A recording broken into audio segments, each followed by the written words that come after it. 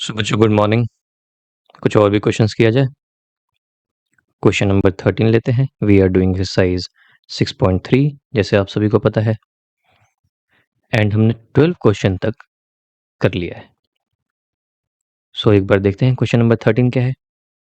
Important thing is कि हम एक ही तरीके के प्रोसीजर से, एक ही तरीके को यूज करते हुए हम सारे क्वेश्चन को बनाते जा रहे हैं। और वो तरीका क्या है? क्वेश्चन को अच्छे से पढ़ो, डायग्राम दिया हुआ उसी पे कुछ मार्किंग किया, डायग्राम नहीं दिया हुआ खुद डायग्राम बनाया मैंने, ठीक है।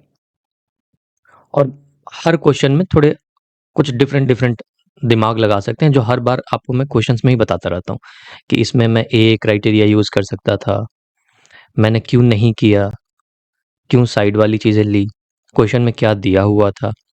तो ये सारी चीजें जो हैं, ये एक तरीके से प्रोसीजर है, ये प्रोसेस है, और ये आपको हमेशा हेल्प करेगी। अगर आप इस तरीके को फॉलो करते हो तो आपको हेल्प करेगा ये बहुत सारे क्वेश्चंस और बहुत सारे कॉम्पिटिशन्स या किसी भी तरीके के एग्जाम में आपके सारे क्वेश्चंस बन जाएंगे। इसमें बहुत आपको मदद मिलेगी। तो चलिए विदाउट वेस्टिंग मच टाइम इस क्वेश्चन को भी बनाते हैं। देखो क्वेश्चन क्या दिया हुआ है। D is a point on the side BC of a triangle ABC। तो पहले हम ट्रायंगल ABC बना दे। देखो अभी मैंने पूरा क्वेश्चन पढ़ा नहीं है, पहले मैं ट्रायंगल बना लेता हूं ताकि मेरा विजुअलाइजेशन, मेरी जो अंडरस्टैंडिंग है वो बेहतर होती चली जाए क्वेश्चन पढ़ने के साथ साथ। तो मैं ऐसे बनाऊंगा, पहले एक ट्रायंगल ABC बनाते हैं। ये इसे बना दिया मैंने इसका नाम लिखा ABC। अब क्या बोल रहा है, आगे पढ़ूंगा। D is a point on the side BC of a triangle ABC। तो इस BC वाले साइड पे कोई भी पॉइंट है एक D, such that ADC is equal to BAC। तो पहले एक D बना देते हैं, एक पॉइंट D मैंने बना दिया ऐसे, एंड बोल रहा है कि ADC, एंगल ADC। तो ADC कैसे बनेगा? ADC तो एक लाइन मुझे बनाना पड़ेगा, ए से लेके डी तक बनेगा एंगल ADC। ये वाला angle is equal to angle BAC। BAC कौन सा है? BAC। अच्छा ऐसा है क्या? ये पूरे एंगल के बराबर है, ये वाला, मतलब दिस, ये जो ग्रीन में हमने एंगल बना रखा है और ये ग्रीन वाला एंगल, ये दोनों बराबर है। तो अगर मैं इसका नाम थीटा रख दूं तो ये वाला भी पूरा का पूरा थीटा हो जाएगा। डन। अब क्या क्वेश्चन है? Show that CA square is equal to CB into CD, CB into CD। इस D को थोड़ा बढ़िया से लिख दें, O जैसा दिख रहा है। CB into CD। ओके, तो यहां पे लिख देते हैं to prove CA square is equal to CB into CD। या इसी को अगर CA स्क्वायर को मैं ऐसे लिख सकता हूं, देखो CA into CA is equal to CB into CD, right. और मैं इसी को लिख सकता हूं कि CA डिवाइडेड बाई, ठीक है, CA divided by CD is equal to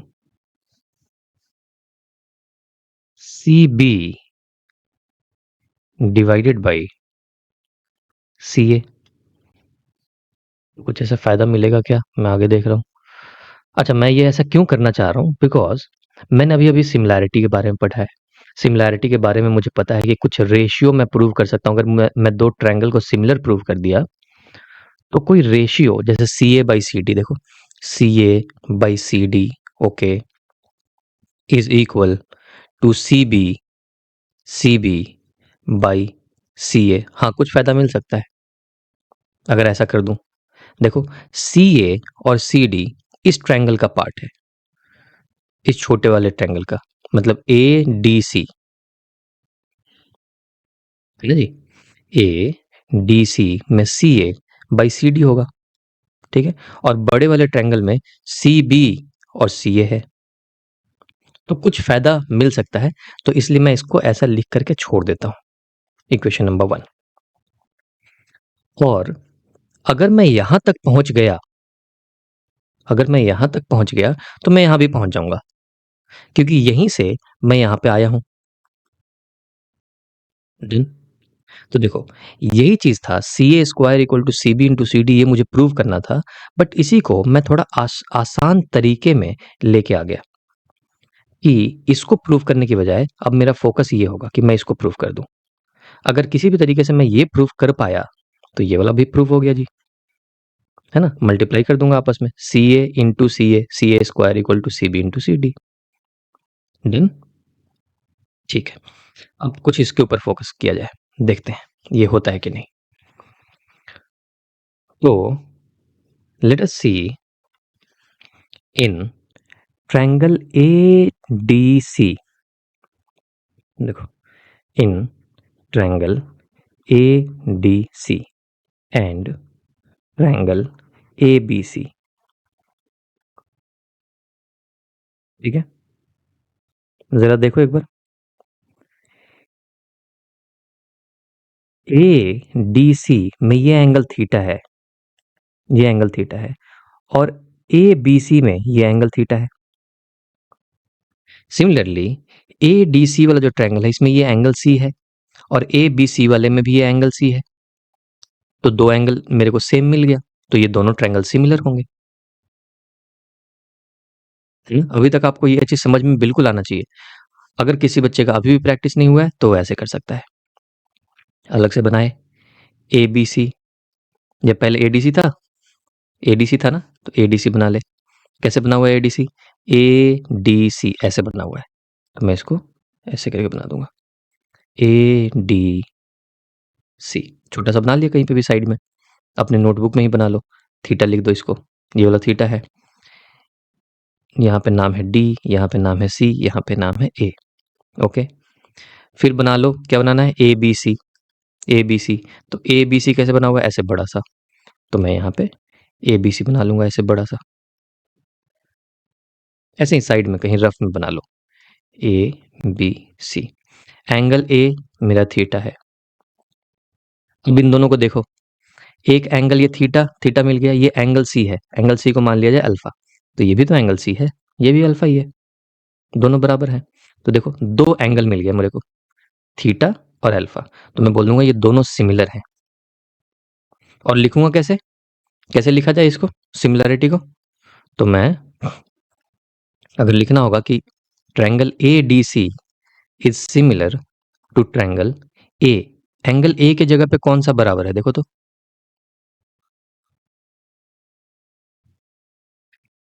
यहाँ पे किस वाले की बात हो रही है? एडीसी की, तो ट्रायंगल एडीसी में ये रहा एंगल ए, है ना। तुम बोलो सर यहाँ पे भी तो एंगल ए है, लेकिन ये दूसरा है, तुम खुद देखो यहाँ पे, ये ए बी सी में जो ए बता रहा है वो पूरा ये थीटा है, ये वाला ए बी सी में जो ये बता रहा है ये थीटा है। लेकिन अगर मैं ट्रायंगल ए डी सी की बात करूं तो ये वाला एंगल है। तो ये मत समझना कि यहाँ पे भी ए है यहाँ पे भी ए है इसलिए बराबर है ये दोनों, नहीं, खुद देख लो फिगर में। ऑल्दो दोनों का पॉइंट एक ही है, लेकिन ये ए बी सी वाला जो ए है ये थीटा है इतना बड़ा, जो ए डी सी वाला ए एंगल आएगा वो इतना छोटा सा आएगा, ये वाला आएगा, ये वाला यहां से यहां तक। डन। तो इसलिए हमको यहां पे देख करके हम वो चीज को समझ सकते हैं कि ए जो मेरा एंगल ए है, किसमें बात हो रही है? ए डी सी में, ए डी सी में ये जो एंगल ए है ये किसके बराबर है? ये मुझे नहीं पता है, तो अभी छोड़ दो। ए डी सी में डी, ए डी सी में जो एंगल डी है, ये वाला एंगल, ये वाला, ये किसके बराबर है? ये ए के बराबर है, ए बी सी का ए के बराबर है, तो मैं यहां पे लिख देता हूं ए। एंगल सी, ए डी सी का, ए डी सी का ये जो एंगल सी है ये ए बी सी का एंगल सी के बराबर है, तो मैं सी के जगह पे यहां पे सी लिख दूंगा। अब क्या करूं? क्या बच गया? ए बी सी में क्या बच गया? बी बच गया, तो ये मैंने बी लिख दिया।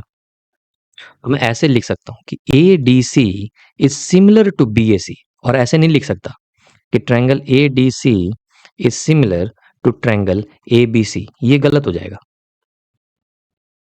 नहीं, समझ में आ रहा है ना क्यों गलत हो जाएगा? हमने पहले भी बहुत सारे क्वेश्चंस में आपको समझाया है कि क्यों ऐसे लिखना इंपॉर्टेंट है सीक्वेंस में। अब इसका फायदा ये मिला कि जैसे ही मैंने ऐसे लिख दिया, अपना सही तरीके से लिख दिया, तो अब सारी चीजें क्लियर है मेरे पास, सामने सामने है। क्या सामने सामने है? इसका angle A is equal to angle B, angle D equal to angle A, angle C equal to angle C, ये सब मुझे पता है ना? तो इसको मैं लिख सकता हूँ। प्लस मैं साइड का रेशियो भी लिख सकता हूँ। ए डी, मैं ऐसे लिख सकता हूँ A D by B A या A B is equal to D C, ये रहा डी सी बाई ए सी, इन दोनों का आगे वाला साइड ले लिया, D C by A C is equal to A और सी को अगर साथ में ले लिया जाए, ए और सी को, तो यहाँ पे आ गया बी एंड सी। सिर्फ और सिर्फ इन दोनों को की सिमिलैरिटी को देख करके मैंने देखो ये बातें लिख दी। अब देखो मुझे क्या प्रूफ करना है? सी A by C D, C ए कहीं है, ये रहा सी ए, तो इसको सी ए को ऐसे लिख दें, ए सी को सी ए लिख दें यहाँ पे, और इस ए सी को भी सी ए लिख दें, कोई दिक्कत है? कोई नहीं। तो C A by C D, C A by C D, और ये डी सी को भी सी डी लिख दिया जाए, क्या प्रॉब्लम है? तो इसी को मैं ऐसे भी लिख सकते हैं जी, सी ए और ये सी डी को नीचे लेके आओ, तो C A by C D, और ये था ना, ये यहाँ पे क्या था, भूल गया, सी बी था क्या? ये एक बार देखते हैं, रुको, ए सी बाई, हाँ सी बी था, तो ये सी बी लिख दिया। देन अब देखो तो, C B by C A, C B by C A equal to C A by C D, C A by C D आ गया। और ये अगर आ गया तो एक और भी, यहाँ से यहाँ तक सी ए ले जाओ, तो C A into C A is C A square equal to C B into C D.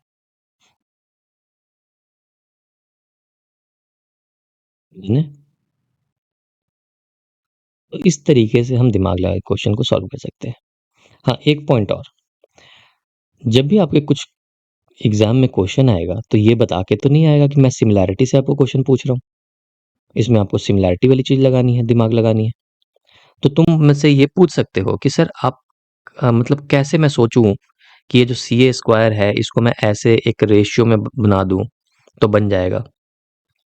तो इसका दो आंसर है। एक तो कि आप जितने क्वेश्चन को प्रैक्टिस करोगे, प्रैक्टिस से आपको अपने आप समझ में आने लगेगा कि हाँ इसको ऐसे भी कर सकते हैं।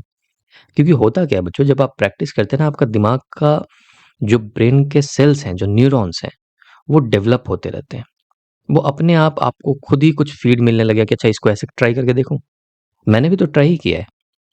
हाँ, एक चीज और हो सकता था कि अगर मान लो यहाँ पे थीटा की जगह पे कुछ क्वेश्चन ऐसा होता जिसमें ये बोला होता कि ये 90 डिग्री है, तब मैं एक और दिमाग कुछ लगा सकता था। मैं सोचता कि 90 डिग्री है तो Pythagoras theorem, A C square equal to A D square plus D C square. तो देखो इसमें भी आ रहा है ना ए सी स्क्वायर। लेकिन फिर मैं सोचता कि हाँ अगर पाइथागोरस थ्योरम थ्योरम लगाऊंगा तो A D square plus D C square है, लेकिन यहाँ पे तो मुझे कुछ मल्टीप्लीकेशन में चाहिए, C B into C D चाहिए ना। फिर मैं कुछ चेंज करने की सोचता, या सोचता कि इसी के आगे प्रोसीड करूं, जो भी है whatever is the reason, जो भी रीजन रहा हो मेरा ये सिलेक्शन का। बट मैं आपको ये बोलना चाह रहा हूँ कि ये सारी दिमाग मेरे पास कहाँ से आ रही है, क्योंकि प्रैक्टिस किया हुआ है कि अगर कोई ऐसा 90 डिग्री हो तो क्या पता कुछ पाइथागोरस थ्योरम पे दिमाग लगा सकते हैं। अगर नहीं है, या यहाँ पे क्वेश्चन में ही मल्टीप्लिकेशन दिया हुआ है, तो कुछ सिमिलैरिटी से करके देख लें। ये सारी चीजें आपको खुद ही समझ में आने लगेंगी जब आप प्रैक्टिस करते हो, बहुत सारे क्वेश्चंस बनाते हो, और क्वेश्चंस को समझ समझ के बनाते हो। एक ही क्वेश्चन को 10 तरीके से समझ के बनाते हो कि अगर ऐसा होता तो, ये ऐसे होता तो क्या होता। समझ में आ रहा है? सो क्या बता रहा था, क्वेश्चन क्या था? हाँ, क्वेश्चन ये था कि सर ऐसा दिमाग कैसे लगा, तो आपको मैंने बता दिया। डन। सो आ जाओ और क्वेश्चंस को देखते हैं। क्वेश्चन नंबर 14 देखें, ये देखते हैं।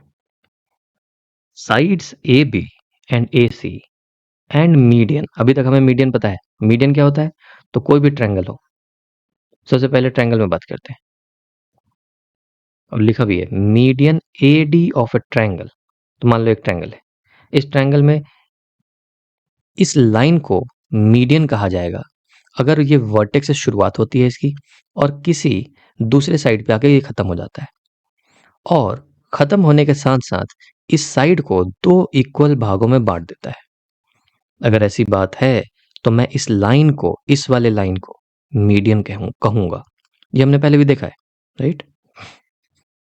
तो बातें हैं क्वेश्चन की तरफ।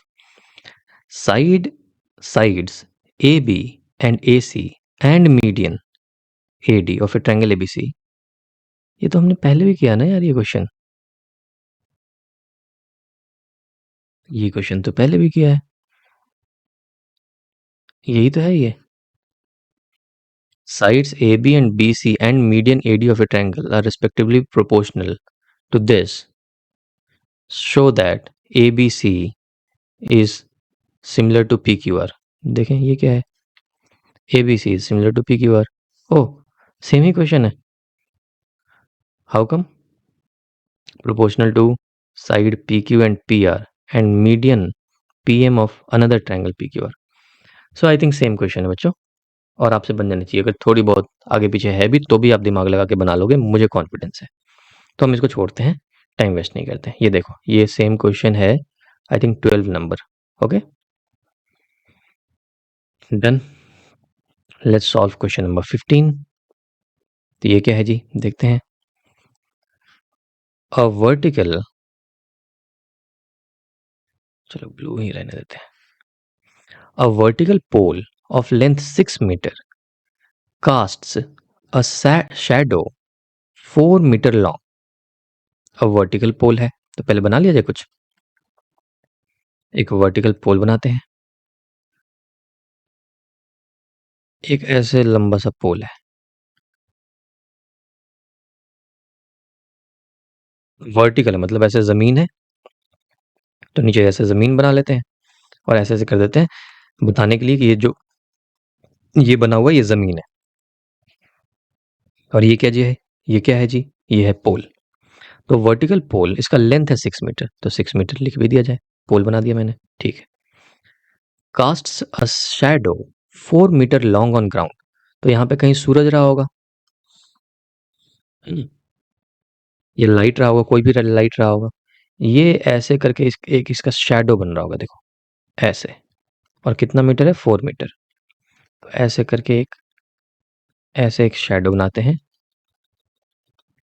ये है होगा ना शैडो, शैडो तो जमीन पे बनता है हमेशा, तो ये है 4 मीटर, ठीक है। 4 metre long on the ground, बोल भी रहा है on the ground, and at the same time, उसी टाइम पे a tower casts a shadow 28 metre long. Okay, तो बेसिकली इसी टाइम पे एक टावर भी है कहीं। Find the height of the tower. Okay, कोई प्रॉब्लम नहीं है जी, तो एक टावर भी बना देते हैं। तो एक पोल है, और मान लो यहाँ पे एक टावर है, टावर थोड़ा सा बड़ा सा बना देते हैं। तुम बोलोगे सर आपको कैसे पता चला टावर को बड़ा बनाना है या छोटा बनाना है? ये भी जमीन के ऊपर ही है उसी टाइम पे। वो इसलिए क्योंकि मैं देख पा रहा हूँ कि जी tower casts a shadow of 28 metre long. एक बात बताओ, जितना ही लंबा आदमी रहेगा उतना ही लंबा शैडो भी बनेगा ना। अगर उसी टाइम की बात हो रही है, मान लो उसी टाइम पे तुम और तुम्हारा एक छोटा भाई वॉक कर रहा है एक ही टाइम पे, तो किसका शैडो बड़ा होगा? जो हाइट में बड़ा है, ठीक है। इसलिए मैं समझ पाया कि ये टावर बड़ा होना चाहिए इस वाले पोल से, ठीक है। और वैसे भी टावर जो है पोल से तो बड़ा होगा ही, उस हिसाब से मैं चल रहा हूँ, है ना। हो सकता है कि मैं गलत हो जाऊं, बट मैक्सिमम चांस है कि सही होगा, क्योंकि 28 मीटर लॉन्ग शैडो है, तो इसलिए मैं समझ करके टावर को लंबा बना दिया। ठीक, अब ये हाइट नहीं पता मुझे टावर का, तो मैं यहाँ पे ऐसे लिख देता हूँ और मान लेते हैं कि इसका हाइट h रहा होगा। ठीक है, लेकिन मुझे इतना पता है कि इसी टाइम पे इसका जो शैडो है, इसका जो शैडो है वो कुछ यूं ऐसे जा करके ऐसे बन रहा है, और ये यहां से यहां तक 28 मीटर है, ये मुझे पता है ना। तो पॉइंट का नाम लिख दिया जाए ताकि हमें ट्रायंगल आइडेंटिफाई करने में आसानी हो जाए, है ना। और यहाँ पे कहीं सूरज वूरज है कुछ इस टाइप का, या कुछ लाइट है, स्ट्रीट लाइट है, कुछ भी हो सकता है, कोई लाइट है, बिल्कुल। अच्छा, सेम टाइम पे क्यों बोला है? क्योंकि हो सकता है कि अगर मैं कुछ देर बाद की बात करूं तो ये सूरज आगे आ जाए और कुछ चीजें चेंज हो जाए, इसका शैडो कम हो जाए, इसका भी कम हो जाए, इसलिए सेम टाइम की बात कर रहा है कि उसी टाइम पे बिल्कुल जब ये 4 मीटर है इसका शैडो पोल का, तो इस टावर का शैडो 28 मीटर है। Done, find the height of the tower. Okay, तो ये देखो, इंपॉर्टेंट चीज ये है कि अगर उसी टाइम पे यहां पे सूरज ऐसे है, तो सूरज का जो लाइट है वो ऐसे जा रहा होगा, देखो ऐसे, है ना, ब्लू वाला। और जो इसका पोल के ऊपर से जो लाइट है, ये जो व्हाइट वाला, ये भी ऐसे करके,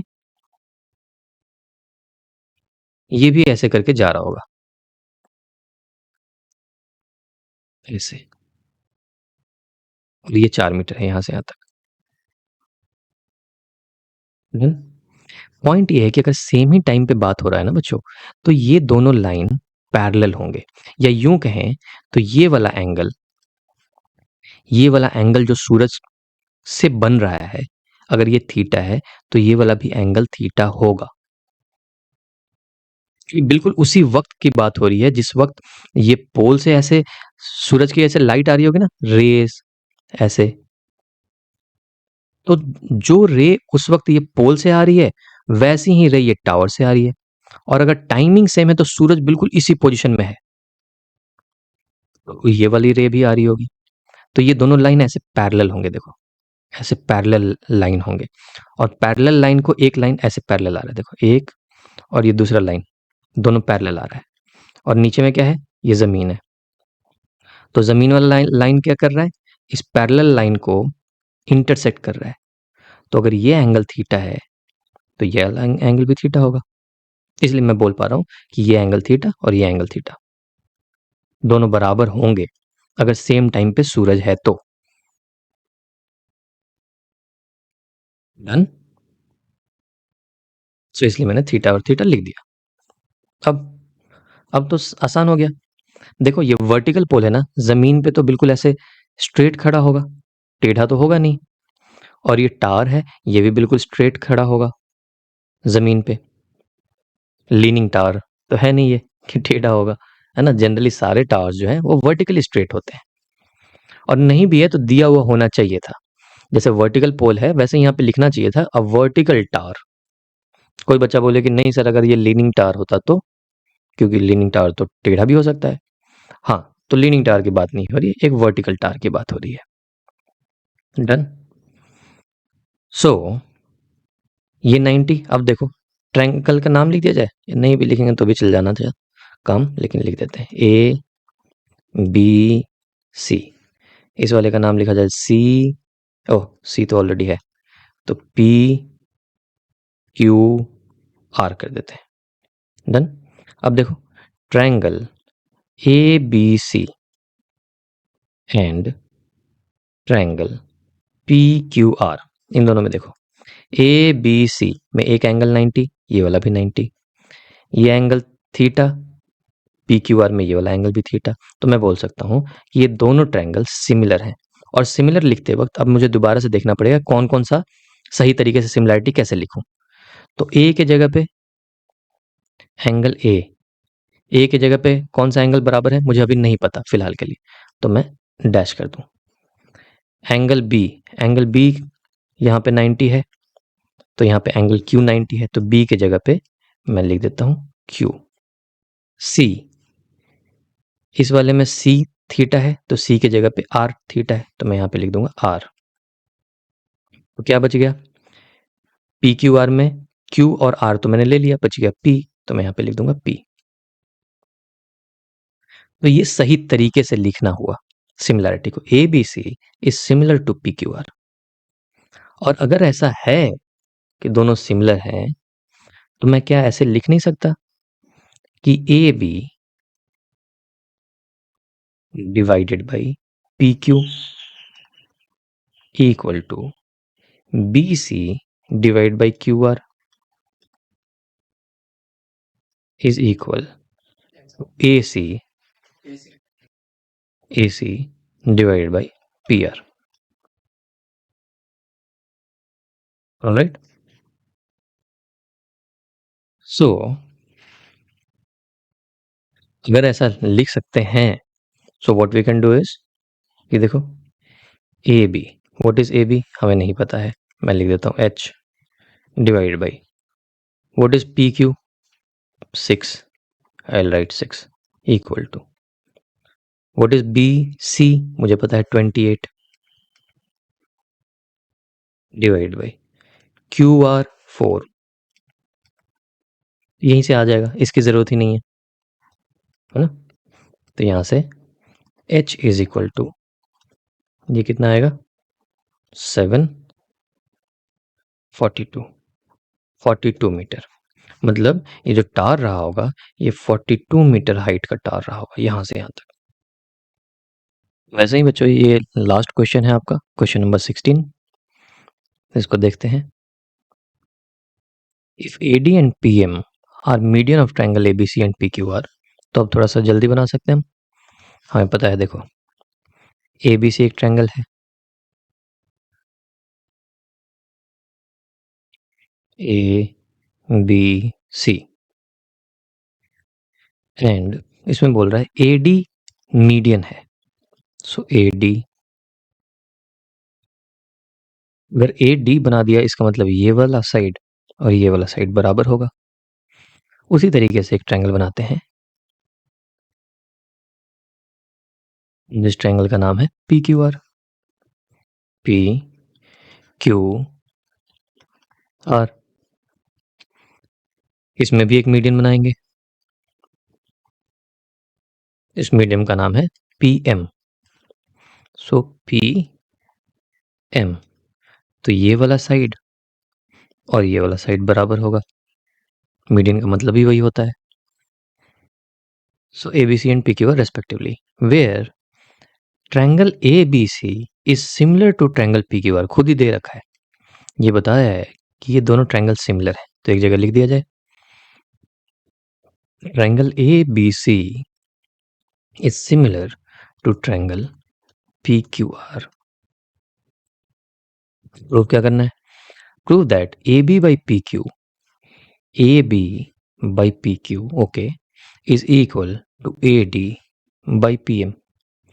ये तो वही वाली बात है जो हमने क्वेश्चन नंबर 12th में भी किया था। 12th में ये दिया हुआ था और हमें सिमिलर प्रूफ करना था। आ जाओ देखते हैं।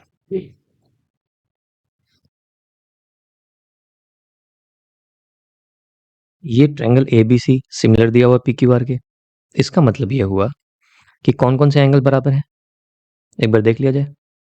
ये देखो, एंगल ए एंगल पी के बराबर है, एंगल बी एंगल क्यू के बराबर है, तो यहाँ पे मार्क कर दें। मुझे लगता है बी और क्यू से हमें मतलब है, इसलिए मैं बी और क्यू को मार्क कर देता हूँ। इसको अगर मैं थीटा बोल दूं, तो ये वाला एंगल भी थीटा होगा। डन। और ये दोनों सिमिलर हैं, तो क्या मैं ये चीज लिख सकता हूं कि ए बी, मतलब इस वाले ट्रायंगल का एक साइड ले लिया और इस वाले ट्रायंगल का साइड ले लूं, P Q, A B by P Q is equal to, अरे इसकी जरूरत भी नहीं है ये थीटा की, अच्छा नहीं हो सकता है, A D by P M prove करना है ना, ठीक है, is equal to B C, इस वाले ट्रायंगल का ये side, by Q R. BC by QR, ये मैं लिख सकता हूँ ना? क्यों? क्योंकि triangle ABC is similar to PQR। देखो यहां से भी लिखना चाहते हो तो लिख सकते हो AB by PQ, AB by PQ is equal to BC by QR। यहां से भी वैसे ही वही लिख दिया, AB by PQ equal to BC by QR। लेकिन BC को मैं लिख सकता हूं, देखो BC को लिखा जा सकता है BD plus DC, BD and BD plus DC, DC भी BD के बराबर है, तो मैं इसको BD प्लस BD करूंगा तो 2BD लिख सकता हूं। नहीं समझ में आया? BC को लिख सकते हैं ना BD प्लस DC, और DC और BD बराबर है तो DC की जगह पे BD लिख दो। BD प्लस BD 2BD, तो BC को लिखा जा सकता है BD plus BD that is 2BD। So I can write this BC as 2BD. Similarly, I can write QR as 2QM.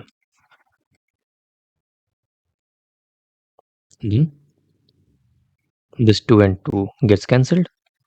So can I say that AB by PQ is equal to BD by QM? कर सकते हैं ना? अब ये देखो, अब इन दोनों triangle में देखो, in triangle ABD and triangle PQM, मैं ग्रीन से बना दूं, ये देखो ये वाला ABD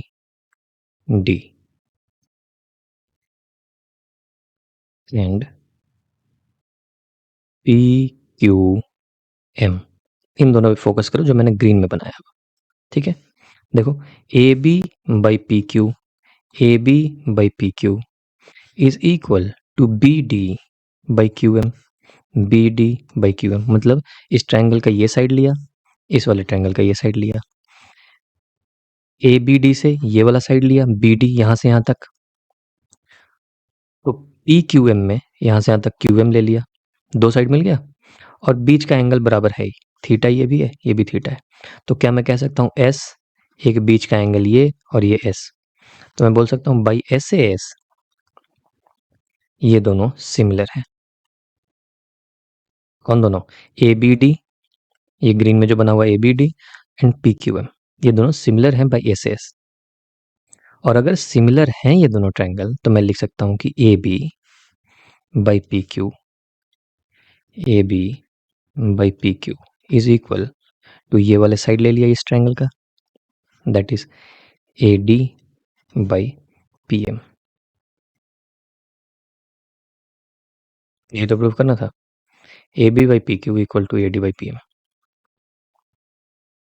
ठीक है? तो हमने सारे क्वेश्चंस को देख लिए, सभी क्वेश्चंस जो है हमसे, मुझे उम्मीद है कि आप सभी से बन जाएंगे, और भी इसके अलावा भी कोई अगर कुछ डिफरेंट बुक से भी आप क्वेश्चन बनाते हैं और इसी प्रोसीजर को फॉलो करते हैं तो आई एम श्योर कि आपसे वो क्वेश्चंस भी बच्चों बन जाएंगे, ठीक है? सो आगे की क्लास में नए चैप्टर की तरफ बढ़ते हैं, चैप्टर नंबर 7, और फिर उसको सीखेंगे। चलो till then take care, good bye.